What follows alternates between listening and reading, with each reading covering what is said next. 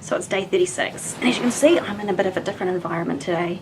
Maddie's had a really rough weekend with a vomiting and gastro bug, and we've ended up in hospital today. So we're here because we just can't seem to get this gastro bug under control, and they've got queries as to whether or not it is a gastroperitonitis or even suspected appendicitis.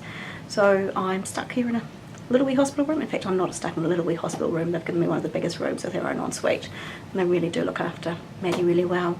So these last few days has been really, really busy and hectic as I had these huge plans of doing all this stuff as kind of like my last 7 days before this doom-like feeling of the 6 months of chemo.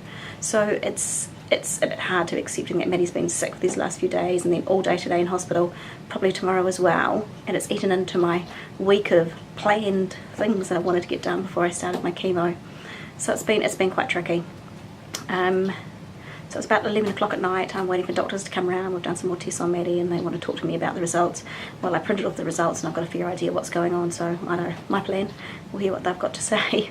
I'm quite comfortable that she's actually okay.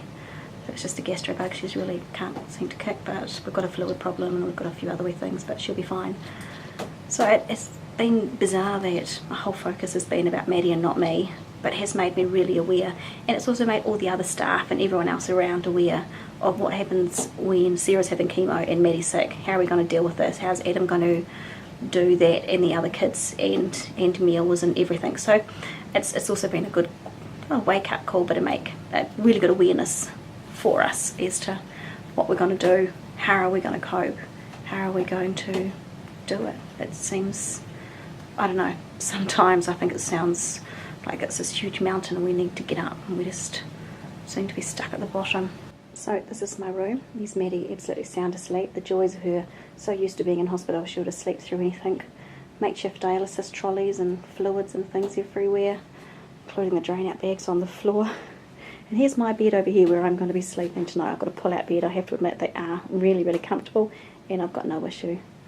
And through this door over there is my ensuite, and then back to the wall, going out to the doors going out to the ward. It's just great.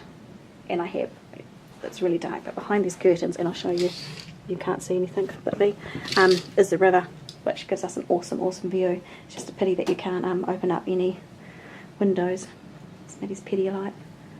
So that's where I'm going to be for the next wee while.